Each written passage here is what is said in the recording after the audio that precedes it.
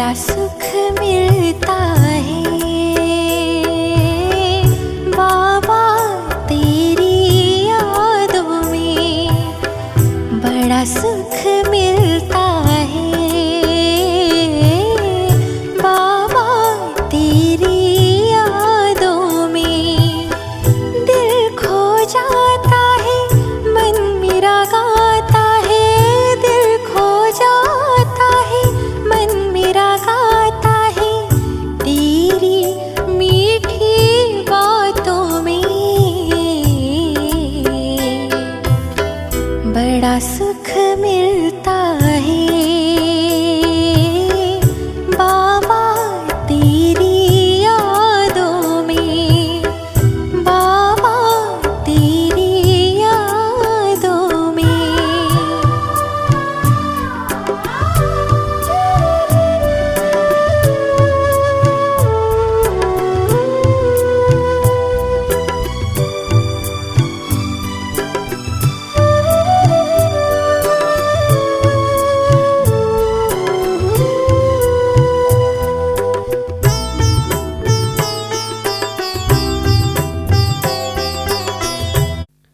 ओम शांति। आज 22 जनवरी 2022। बाबा कहते मीठे बच्चे, किसी भी प्रकार की लालच तुम बच्चों को नहीं रखनी है। किसी से भी कुछ मांगना नहीं है, क्योंकि तुम दाता के बच्चे देने वाले हो। प्रश्न है, तुम गॉडली स्टूडेंट हो, तुम्हारा लक्ष्य क्या है, क्या नहीं? उत्तर है, तुम्हारा लक्ष्य है बाप द्वारा जो नॉलेज मिल रही है उसे धारण करना, पास विद ऑनर बनना। बाकी ये चाहिए ऐसी इच्छाएं रखना तुम्हारा लक्ष्य नहीं। तुम किसी भी मनुष्य आत्मा से लेन देन करके हिसाब किताब नहीं बनाओ। बाप की याद में रह कर्मातीत बनने का पुरुषार्थ करो। गीत है, बचपन के दिन भुला न देना। ओम शांति। बच्चे जानते हैं कि ये है रूहानी बाप और बच्चों का संबंध। रूहानी बाप अब बैठे हैं और बच्चे भी बैठे हैं। सन्यासी आदि होंगे, अपने आश्रम से कहाँ जाएंगे तो कहेंगे फलाना सन्यासी, फलानी जगह रहने वाला। गीता शास्त्र आदि सुनाते हैं, वह कोई नई बात नहीं। ईश्वर सर्वव्यापी कहने से तो सारा ज्ञान ही खत्म हो जाता। अब ये तो है रूहानी बाप, जिसको सब रूहें याद करती। रूह ही कहती है ओ परम पिता परमात्मा। जब दुख होता है तो लौकिक को कुछ नहीं कहेंगे, बेहद के बाप को ही याद करेंगे। सन्यासी होंगे तो ब्रह्म तत्व को याद करेंगे, वह हैं ही ब्रह्म ज्ञानी। बाप को ही याद नहीं करते।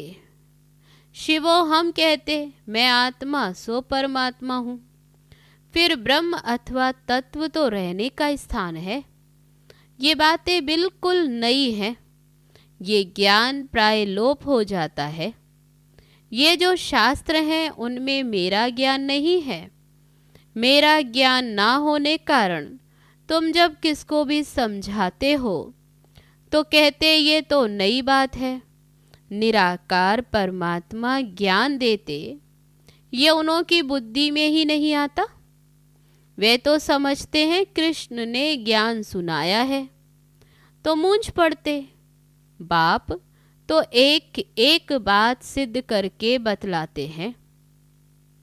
भक्ति मार्ग में तुम सब याद करते हो, भगत तो सब भक्त हैं।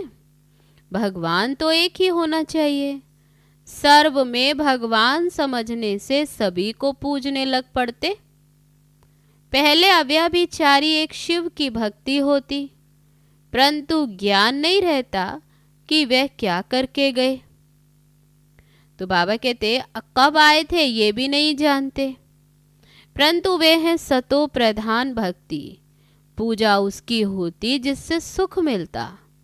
लक्ष्मी नारायण के राज्य में भी अपार सुख था। वे स्वर्ग के देवताएं थे। लक्ष्मी नारायण को सतयुग का पहला पहला महाराजा महारानी मानते हैं, परंतु सतयुग की आयु नहीं जानते। बाप हर एक बात बच्चों को ही समझाते हैं। बच्चे ही ब्राह्मण बनेंगे, ये नई रचना है ना। तुम सबको समझा सकते हो कि परम पिता परमात्मा प्रजापिता ब्रह्मा द्वारा नई सृष्टि रचते हैं।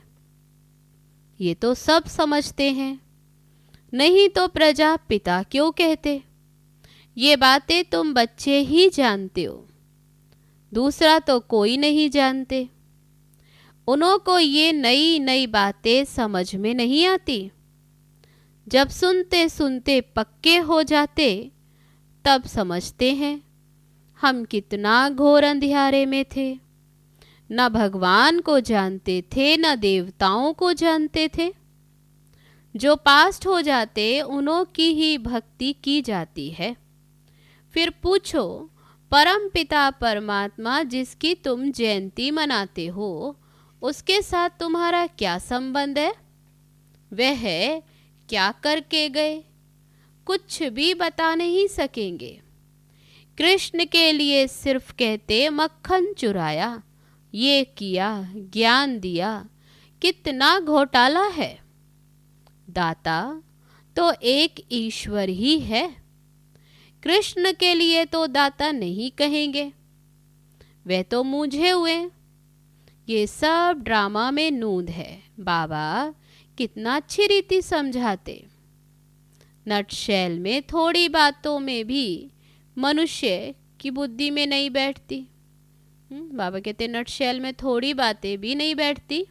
अगर एक एक के 84 जन्मों का वृत्तांत निकाले तो पता नहीं क्या हो जाए। बाबा कहते इन सब बातों को छोड़, मामेकम याद करो। थोड़ा विस्तार से कभी समझाया जाता है तो मनुष्यों को संशय मिट जाए। बाकी बात तो थोड़ी है। मुख्य बात मुझे याद करो। जैसे मंत्र देते हैं ईश्वर को याद करो, परंतु वे ऐसे नहीं कहेंगे कि ईश्वर को याद करने से तुम्हारे विकर्म विनाश होंगे और तुम ईश्वर के पास जाएंगे। ये तो अभी बाप ही समझाते हैं। तो गंगा स्नान से विकर्म विनाश नहीं होंगे। बाबा को याद करेंगे तो विकर्म विनाश होंगे। इस समय हर एक पर विकर्मों का बोझा बहुत भारी है। सुकर्म थोड़े होते, बाकी विकर्म तो जन्म जन्मांतर के बहुत हैं। कितना ज्ञान और योग में रहते तो भी इतने विकर्म हैं जो छूटते ही नहीं। जब कर्मातीत बन जाएंगे फिर तो तुमको नया जन्म नई दुनिया में मिलेगा। अगर कुछ विकर्म रहे हुए होंगे तो पुरानी दुनिया में ही फिर दूसरा जन्म लेना पड़ेगा। बाबा कहते ज्ञान तो बच्चों को बहुत अच्छा मिल रहा है। बाप कहते और कुछ नहीं समझते हो तो बाप को तो याद करो। इसमें भी सेकंड में स्वर्ग की बादशाही मिल जाएगी। बाबा को याद करने से बाबा कहते इससे भी सेकंड में स्वर्ग की बादशाही मिल जाएगी। एक कहानी भी है ना खुदा दोस्त की। एक रोज के लिए बादशाही देते थे। अभी तुम जानते हो बाबा ही त्वमेव माता च पिता बंधु सखा हो गया तो खुदा दोस्त हुआ ना। अल्लाह अव्वल दिन खुदा दोस्त, ये सब बातें अभी इस समय की हैं। बाबा तुम्हें एक सेकंड में स्वर्ग की बादशाही देते। बच्चियां जब ध्यान में जाती थी तो वहां प्रिंस प्रिंसेस बन जाती थी। वहां के सब समाचार आकर सुनाती थी। तुम बाप को अब जानते हो। सब कहते हेवनली गॉडफादर, जरूर नई दुनिया स्वर्ग ही रचेंगे। भारत ही गोल्डन एज था। उस समय और कोई धर्म नहीं था। क्रिश्चियन भी कहते हैं कि क्राइस्ट से 3000 वर्ष पहले भारत स्वर्ग था, जहां लक्ष्मी नारायण राज्य करते थे। इसलिए पूछते हैं इन्हों को ये वर्षा कहाँ से मिला। भारतवासियों का इनसे क्या संबंध है। स्वर्ग के मालिक पहले ये थे, अब तो नरक है। ये लक्ष्मी नारायण ही स्वर्ग के मालिक थे, अभी नरक है। ये कहाँ गए। जन्म मरण को तो मानते हैं ना। आत्मा जन्म मरण में आती है, तब तो 84 जन्म लेंगे, नहीं तो कैसे लेंगे। दुनिया में अनेक मत हैं। कोई पुनर्जन्म को मानते हैं और कोई नहीं मानते। तो पूछना चाहिए परम पिता परमात्मा शिव से तुम्हारा क्या संबंध है। ये ब्रह्मा विष्णु शंकर कौन है, कहाँ के रहने वाले हैं। तुम कहेंगे सूक्ष्म वतन के, तो और तो कोई ये बता न सके। तुम्हारे लिए तो कितना सहज है। माताओं को तो नौकरी आदि का फुर्ना नहीं है, घर में रहने वाली हैं। कोई धंधे धोरी का हंगामा नहीं, बाप से वर्षा लेना है। पुरुषों को तो फुर्ना है। तुमको तो बाबा कहते तुम अपना मर्तबा लो, विश्व के मालिक बनो। साहूकारों को तो कितनी चिंता रहती। दुनिया में रिश्वतखोरी भी बहुत है। तुमको रिश्वत लेने की कोई दरकार ही नहीं, वे तो व्यापारियों का काम है। बाबा कहते तुम इनसे छूटे हुए हो, फिर भी माया ऐसी है जो चोटी पकड़ लेती। इसलिए फिर कुछ ना कुछ लोभ लालच रहती है, तो जिज्ञासुओं से मांगते रहते। बाबा कहते हैं बच्चे किसी से भी मांगो मत, तुम दाता के बच्चे हो। तुमको देना है ना कि मांगना है। तुमको जो कुछ चाहिए शिव बाबा से मिल जाता है। और कोई से लेंगे तो उनकी याद रहेगी। हर एक चीज शिव बाबा से लेंगे तो शिव बाबा तुमको घड़ी घड़ी याद पड़ेगा। शिव बाबा कहते हैं तुम्हारे लेन देन का हिसाब मेरे साथ है। ये ब्रह्मा तो बीच में दलाल है, देने वाला मैं हूं। मेरे से तुम कनेक्शन रखो थ्रू ब्रह्मा। कोई भी चीज औरों से लेंगे तो तुमको उनकी याद आएगी और तुम व्याभिचारी बन जाएंगे। शिव बाबा के भंडारे से तुम चीज ले लो और किसी से मांगो मत। बाबा कहते नहीं तो देने वाले को नुकसान पड़ता, क्योंकि उसने शिव बाबा की भंडारी में नहीं दिया। देना चाहिए शिव बाबा की भंडारी में। मनुष्य से लेन देन का कनेक्शन तो बहुत समय रखा। अब तुम्हारा कनेक्शन है डायरेक्ट शिव बाबा से, तो शिव बाबा की भंडारी से लो। लेकिन बाबा जानते हैं बच्चों में लोभ का भूत है। कई बच्चे कहते हमने शिव बाबा को देखा नहीं। अरे तुम अपने को देखते हो? तुमको अपनी आत्मा का साक्षात्कार हुआ है क्या, जो कहते हो हमको शिव बाबा का साक्षात्कार हो? तुम जानते हो हमारी आत्मा भ्रिकुटी के बीच में रहती है। शिव बाबा भी भ्रिकुटी के बीच में ही होगा।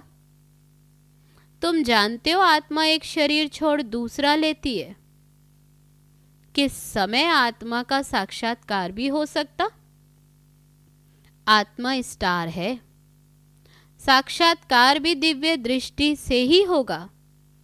अच्छा, कृष्ण की तुम भक्ति करो, साक्षात्कार हो सकता है, फिर फायदा क्या? परमात्मा का भी साक्षात्कार हुआ, फायदा क्या?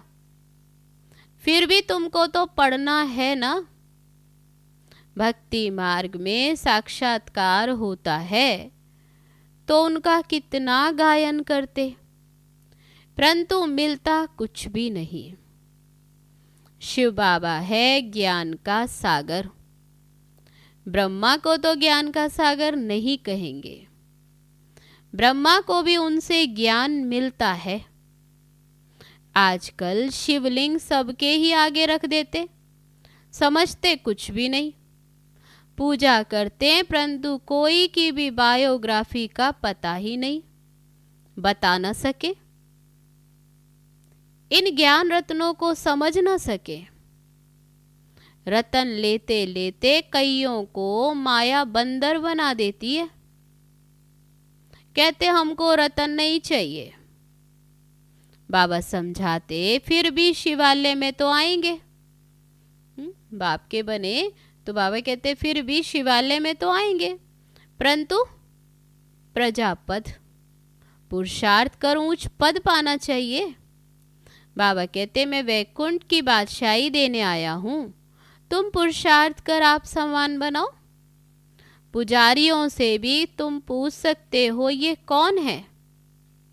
कहते हैं ना आए आग लेने और बबोरची बन बैठे, मालिक बन बैठे। कोई पुजारियों की भी बुद्धि में अच्छी रीति बैठ जाता है कि हम भी पुजारी थे, अब पूज्य बने हैं। ये लक्ष्मी नारायण पूज्य किस पुरुषार्थ से बने, ये तुम समझा सकते हो। बाबा कहते जहाँ मेरे भगत हैं उनको जाकर समझाओ। भक्त होंगे शिव के मंदिर में, तब बाबा कहते भक्त होंगे शिव के मंदिर में, लक्ष्मी नारायण के मंदिर में, जगत अम्बा के मंदिर में जाओ। पुजारियों को ये समझाओ, वह फिर औरों को समझाएं। पुजारी बैठ किसको जगत अम्बा का ऑक्यूपेशन बताएं तो सब खुश हो जाए। उनको ये कहना चाहिए कि तुम इन सब बातों को समझो। तुम किसको बैठ इन देवताओं की जीवन कहानी बताएंगे तो तुमको बहुत पैसे मिलेंगे। ये भी समझा वही सकता जो देही अभिमानी है। देह अभिमान को तो सारा दिन ये चाहिए ये चाहिए ये चाहिए हबच रहती है। स्टूडेंट को तो नॉलेज की हबच होनी चाहिए। बाबा कहते तुम कौन हो स्टूडेंट, तो कौन सी? बाबा कहते नॉलेज की हबच होनी चाहिए, तो मैं पास विद ऑनर हो जाऊं। ये है पढ़ाई का लक्ष्य। ड्रामा के राज को भी समझना है। ड्रामा कोई लंबा नहीं, परंतु शास्त्रों में इनकी आयु लंबी लिख दी, तो ये सब बुद्धि में आना चाहिए। सर्विस तो बहुत है, कोई करके दिखाए। बाप से कोई कृपा थोड़ी मांगी जाती है। कहते हैं भगवान बच्चा दो तो कुल की वृद्धि होगी। अरे बाप तो अपने कुल की वृद्धि कर रहे हैं। इस समय फिर देवता कुल की वृद्धि हो रही है। अभी ईश्वरीय कुल की वृद्धि होती है। तुम भी ईश्वरीय संतान हो। तो बाप समझाते हैं कि ये सब इच्छाएं छोड़ एक बाप को याद करो। बंधन आदि हैं, ये सब कर्म का हिसाब है। बाबा को देखो कितना बंधन है, कितने बच्चों के ख्यालात रहते, कितनी खिटपिट होती है, कितनी निंदा करते हैं। डिससर्विस करना सहज है, बाबा कहते सर्विस करना बहुत मुश्किल है। एक खराब होता है तो वे 10-20 को खराब कर देते, बाकी 5-8 निकलते बड़ी मेहनत से। कई सेंटर्स पर आते भी रहते हैं, फिर काला मुंह करते रहते। ऐसे बंदर बुद्धि फिर वायुमंडल को खराब कर देते हैं। ऐसे को तुम बिठाते क्यों? काला मुंह किया तो उसका असर बहुत समय चलता है। रजिस्टर से तो मालूम चल जाता है। 4-5 वर्ष आकर और फिर आना ही बंद कर दिया। बाबा समझाते हैं, ऐसा करने से तुम राजाई पद पा नहीं सकेंगे। इंद्रप्रस्थ की कहानी भी है, पत्थर बन गए, तुम भी पत्थर बुद्धि बन पड़ेंगे, पारस बन नहीं सकेंगे। बाबा कहते फिर भी पुरुषार्थ नहीं करते, ये भी ड्रामा में नूंद है। राजधानी में नंबरवार चाहिए। तो बाबा कहते यहाँ ही सब नंबरवार पुरुषार्थी हैं, क्योंकि राजधानी में नंबरवार चाहिए, नौकर चंडाल आदि सब चाहिए। अच्छा, मीठे मीठे सिकी लदे बच्चों प्रति माता पिता बाप दादा का याद प्यार और गुड मॉर्निंग। रूहानी बाप की रूहानी बच्चों को नमस्ते। हम रूहानी बच्चों की रूहानी बाप दादा को नमस्ते नमस्ते। ओम शांति। अब है धारणा के लिए मुख्य सार। पहली पॉइंट, लौकिक सब इच्छाएं छोड़ ईश्वरीय कुल की वृद्धि करने में मददगार बनना है। कोई भी डिससर्विस का काम नहीं करना है। दूसरी पॉइंट, लेन देन का कनेक्शन एक बाप से ही रखना है, किसी देहधारी से नहीं। अब है आज का वरदान। चारों ओर की हलचल के समय अव्यक्त स्थिति व अशरीरी बनने के अभ्यास द्वारा विजयी भव। लास्ट समय में चारों ओर व्यक्तियों का प्रकृति का हलचल और आवाज होगा, चिल्लाने का, हिलाने का वायुमंडल होगा। ऐसे समय पर सेकंड में अव्यक्त फरिश्ता, सो निराकारी अशरीरी आत्मा हूँ, ये अभ्यास ही विजयी बनाएगा। इसलिए बहुत समय का अभ्यास हो कि मालिक बन जब चाहे मुख द्वारा साज बजाएं, चाहे तो कानों द्वारा सुने, अगर नहीं चाहे तो सेकंड में स्टॉप। यही अभ्यास सिमरनी अर्थात विजय माला में ले आएगा। अब है आज का स्लोगन। पुरुषार्थ को तीव्र करना है तो अलबेलेपन के लूज स्क्रू को टाइट करो। अब है लवलीन स्थिति का अनुभव करने के लिए आज का अभ्यास। आदिकाल अमृत वेले अपने दिल में परमात्म प्यार को संपूर्ण रूप से धारण कर लो। अगर दिल में परमात्म प्यार, परमात्म शक्तियाँ, परमात्म ज्ञान फुल होगा तो कभी और किसी भी तरफ लगाव या स्नेह जा नहीं सकता। अच्छा, ओम शांति।